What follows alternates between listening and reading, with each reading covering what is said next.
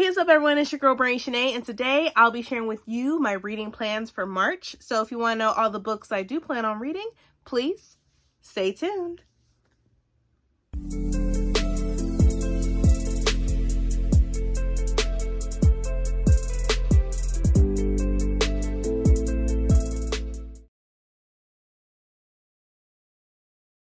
And I am back, and also if you're new to my channel, welcome. If not, welcome back. So like I said before, this is going to be my March reading plan slash TBR. So the first book that I'm going to be reading is, of course, if y'all don't know, Bree and I from Bree Shree Reads, we are doing a Zora Neale Hurston read along. So for this month, we are reading Jonahs Gourd Vine. This is the book that we're going to be reading, and this cover is beautiful. Like, look at that. I love this. But yes, we're going to be reading this, and for what it's about, it says, the Reverend John Buddy Pearson loves too many women for his own good. Lucy, his long-suffering wife, is his true love, but there's also Mahali, Big Alman, as well as the scheming Hattie, who conjures hoodoo spells to ensure his attentions.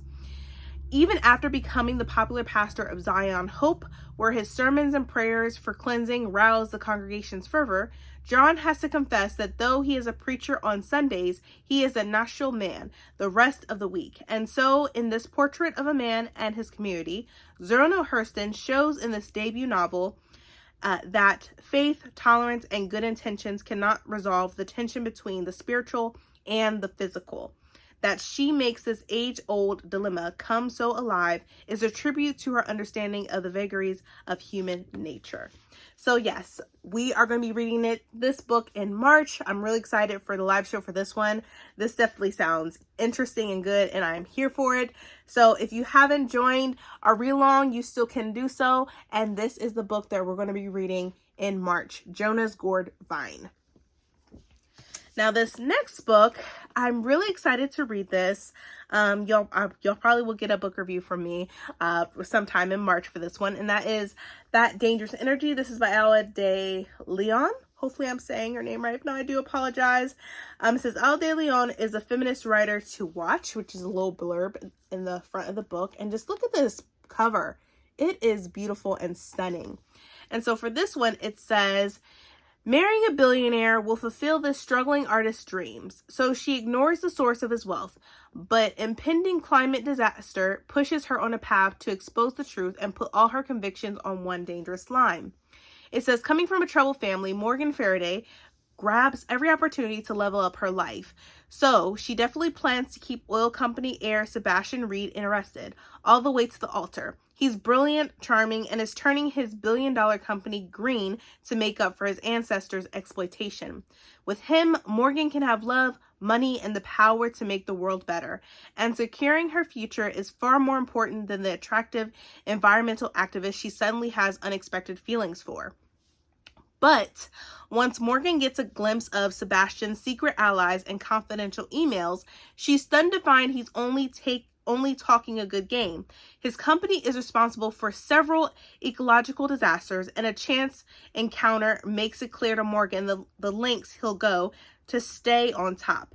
To gather enough evidence to expose him, Morgan will have to rely on her quick wits and new friends to stay one step ahead of a corporate conspiracy. But as the danger comes closer, will Morgan put herself first and run, or face down the risk, even at the cost of her life? So, this sounds really good and interesting. I'm excited for it, and I'm here for it. So I will also be reading this in March. Next book, which you're going to see a vlog from me, and I'm really excited for this. This is one of my anticipated reads of the year, and that is My Dear Henry. This is a Jekyll and Hyde remix, and this is by Kaylin Barron, which one of my favorite authors. So I'm really looking forward to reading this, and I don't know much about it. So let's find out with the synopsis. So it says, they think they know our story, but I can assure you they do not. London, 1885. Gabriel Utterson, a 17-year-old law clerk, has returned to London for the first time since his life, and that of his dearest friend, Henry Jekyll, was derailed by a scandal that led to his and Henry's expulsion from the London School of Medicine. Whispers about the true nature of Gabriel and Henry's relationship have followed the boys for 2 years, and now Gabriel has a chance to start again. But Gabriel doesn't want to move on, not without Henry. His friend has become distant and cold since the disastrous events of the year before, and now his letters have stopped altogether. Desperate to discover what's become of him, Gabriel takes to watching the Jekyll house. In doing so, Gabriel meets Hyde, a strangely familiar young man with white hair and a magnetic charisma. He claims to be friends with Henry, and Gabriel can't help but begin to grow jealous at their apparent closeness, especially as Henry continues to act like Gabriel means nothing to him. But the secret behind Henry's apathy is only the first part of a deeper mystery that has begun to coalesce, come to play. Monsters of all kinds prowl within the London fog, and not all of them are out for blood. This sounds really good. So you definitely will be seeing a vlog from me for this one, so stay tuned for that. This just sounds really good, so I'm here for it. The next book, which I wasn't planning on reading, and I just added it to my TBR for March because someone told me about this book, and I was really curious. And it's a thriller. It gives me sort of like it makes me think of Wednesday, like the TV series on Netflix. It makes me think of Horrible Bosses, the movies, and I can't think of anything else right now. And it gives me a little bit of Betrayals by Bridget Collins. So the book that I'm talking about is Murder Your Employer. This is volume 1. It says The McMaster's Guide to Homicide. This is by Rupert Holmes. So this just sounded interesting to me because like literally it's a school that no one knows where it is technically, and a couple students are chosen and stuff like that, but they're asked these certain questions, like if you want to get rid of somebody, what's the ethical reason and whatnot. It just sounded interesting. So let me read the synopsis for this. So it says, prepare yourself for an education you'll never forget. A delightful mix of witty wordplay, a breathtaking twist, and genuine intrigue, Murder Your Employer will gain you admission into a wholly original world, cocooned within the most entertaining book about well-intentioned would-be murderers you'll ever read. Who hasn't wondered what the world would be like if a person who is the object of your affliction ceased to exist? At the McMaster's Conservatory, future deletists, never murderers, learn the consummate execution of the homicidal arts. To the sumptuous campus come 3 memorable classmates, self-effacing Cliff Iverson, troubled Gemma Lindsley, and Hollywood diva Doria May, all of whom have suffered menacing employers who richly deserve a deadly denouement. Under the tutelage of Dean Harbinger Harrow and the fascinating faculty of McMaster's Halls of Poison Ivy, they hone their craft, each hoping to finesse a perfectly masterful murder. It says, called an American treasure, a true Renaissance man, and a genius, Rupert Holmes brings his wickedly clever storytelling talents to this outrageous and darkly comic mystery set in a secret, idyllic world where students of all ages learn how to do, in other words, as you would have others do you in.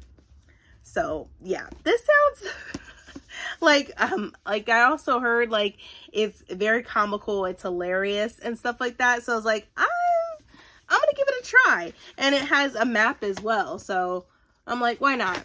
Let's see where this takes me. So it's a thriller with mystery and it's like in a school that you don't know where they are, so why not give it a try? Why not?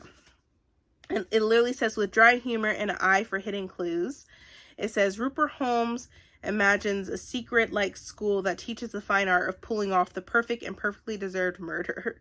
It says, a college with a degree in homicide. Only Rupert Holmes could make murder laugh out loud funny. This book isn't clever. It's fiendishly clever, and the twists and tricks and endless surprises make me want to sign up for another semester. Yeah, I gotta see what this is about. It sounds interesting, so I'll give it a try. Why not? So this is another book that I'll be reading in March. The next book that I'm going to be reading, this is my book club pick for my members. It's about time that we finally read this book, and that is Babel by R.F. Kuang. It's dark academia. You know, I don't need to say any more. Like, everybody knows about R.F. Kuang and her writing, especially when it came to the Poppy War. So I'm here for it. I'm excited to finally read this. A lot of my subscribers, my friends have been telling me all about Babel. I know Bree has already read Babel and she loved it. So I'm looking forward to reading this. So this is another book that I plan on reading in March. The next book is a memoir, and I'm really reading it because I'm nosy, especially when someone told me that it has some things regarding like Beyonce and like the BET Awards, and it has something with Nelly in here. So I'm not sure. Those are just some people. I don't know where I heard it from, but somebody told me it has some stuff like that in it. And of course, I'm just being nosy. So I'm going to be reading Am Deborah Lee. This is the former CEO of BET Networks. So technically this book comes out on the 7th, but I know some bookstores already have it in store. But yeah, I'm excited for it. Like, we have blurbs from Taraji P. Henson, Alicia Keys. We have Robin Roberts is on there for the blurbs on the back of the book. So for this, it says, let's see. It says, as an incredible glass ceiling breaker and the woman who brought timeless television shows like The Game and Being Mary Jane to cable, Deborah Lee has been the visionary responsible for elevating Black images and storytelling for decades. Now she's telling her own story in an intimate and eye-opening tale about the triumphant and tricky moments of a career in entertainment. It says, Am Deborah Lee is a page-turner filled with deeply personal revelations, juicy celebrity intel, and electrifying behind-the-scenes stories that reveal how she went from a girl raised in the segregated South to leading the first Black company traded on the New York Stock Exchange, and how she juggled social responsibility while managing a company targeted toward the Black community. In a rousing narrative, Lee writes, I don't just love Black culture, the magic in our hair, the swagger in our steps, the particular way we can say, all right now, to fit our changing moods. Black culture saved me. In her exciting debut, she answers all of our questions about building an unapologetically Black enterprise as a Black woman. What to do when you're forced to attend a board meeting 8 weeks after a C-section. How to manage a team of men when you're the first female CEO at the company. How she learned the hard way to say no to those in power when their vision didn't align with her purpose. It says, Am Deborah Lee tackles lessons that women CEOs rarely dare to. She addresses her personal struggles with motherhood and having it all, navigating reproductive choice, fertility, and #MeToo while achieving great professional success. Being Black and a woman in corporate life isn't easy for anyone. But Lee shows how she evolved from a shy girl who dreaded public speaking to becoming a force to be reckoned with as she helped build the leading entertainment company for Black audiences and consumers of Black culture globally. It says, Am Deborah Lee is a must-read for all strivers in any industry. Lee is a truth teller about the critical choices that Black leaders face, as she has done her whole career. In this book, she opens the door for others to come after her by sharing the truth behind her own inspiring story of power, perseverance, and success. So, yeah, definitely looking forward to reading this. I want the tea, so I'm here all for it. I need to know. So I'll be reading this in March. Next book, if you don't know, now you're gonna find out now. I am doing the 1619 project read along. I did an announcement video, which I'll leave it up above. You can check it out for, if you want more details. But I'm going to be reading a section of this in March, which is the preface all the way up to chapter 3. So I'm really looking forward to reading this. I know it's going to be a heavy book and like heavy topics, but I'm here for it. I'm here to have these discussions, and I will be having a live show at the end of every single month of each section that we read each month. So yeah, definitely am excited to read this and to discuss it with you all. Next book is Throne of Glass by Sarah J. Maas. I'm ready to read the series. I'm not sure when Sarah will have her next book coming out for her adult series. I honestly do not know. I don't know if she's going to finish the ACOTAR, if there's going to be another book for that series. I don't know. So in the meantime, I'm reading Throne of Glass. And what I did was I read, what did I read first? I think it was The Assassin's Blade. I read that first. So I did that. I read that first because I know there was a certain order. So I read the novellas first. Now I'm reading this, where we're getting more into Selena is now a slave in the mines, if I'm not mistaken. So I'm really looking forward to reading this and see what this is all about. So yeah, this is another book that I'll be reading in March. The next book that I'm going to be reading is going to be Octavia E. Butler, because Bree from Bree Shree Reads, she is reading Octavia E. Butler all year this year. So I'm looking forward to reading the next book in the series that we're currently reading by Octavia E. Butler. So this month, I'm going to be reading Clay's Arc. I'm really looking forward to, I'm enjoying the series so far.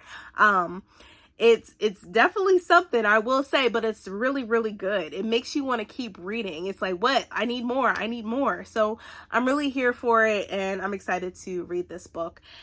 So yeah, this is another book that I'll be reading in March.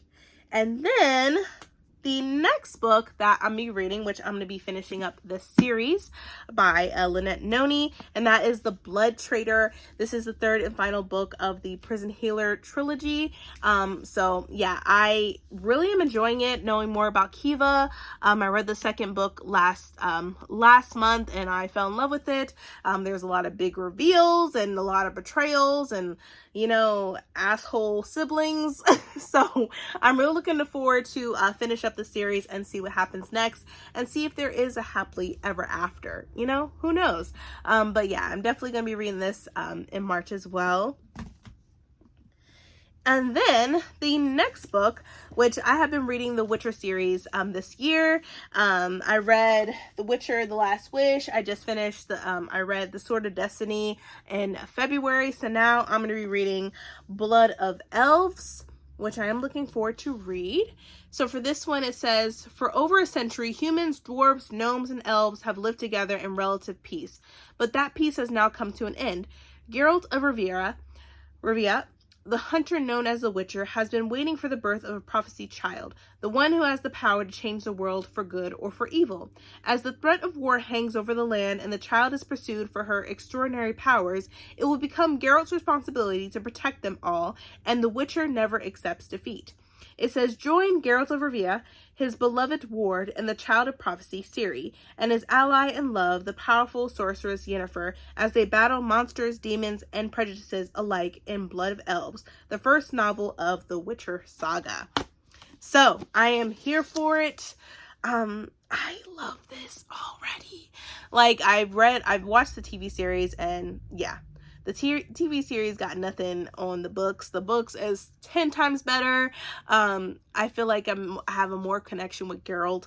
But every time I think of The Witcher, I'm always going to think of Henry Cavill. Like, I'm always going to do that now because it suits him. You know, and literally that's a nice little picture too when you think of Geralt. But anyways, so I'm getting ahead of myself. But yeah, this is the another book that I'm gonna also be reading in March. But that is it, hopefully. So far, these are all the books that I plan on reading in March. I really hope you enjoyed this video, and I really hope I don't add anything else to this TBR, because these are, I mean, technically I probably could add one more, but I don't need to do it to myself. I don't need to do it to myself. I think this is a good amount of books to read for March. If February wasn't a short month, I probably would have read more, but it was, so I need to read. I'm reading a tad bit more this month. But yes, so let me get this right here. So here it is. These are all the books that I'm possibly Well, I'm gonna be reading all of these, but there might be a few more that I might add to the pile. Who knows? But these are all the books so far that I'm going to be reading in March. Like I said, I really hope you enjoyed this video. If you did, please give me a thumbs up. Also, hit that subscribe button and that bell to be notified when I upload more videos in the future. But thank you all for watching, and I hope everyone is staying healthy and staying safe. See ya!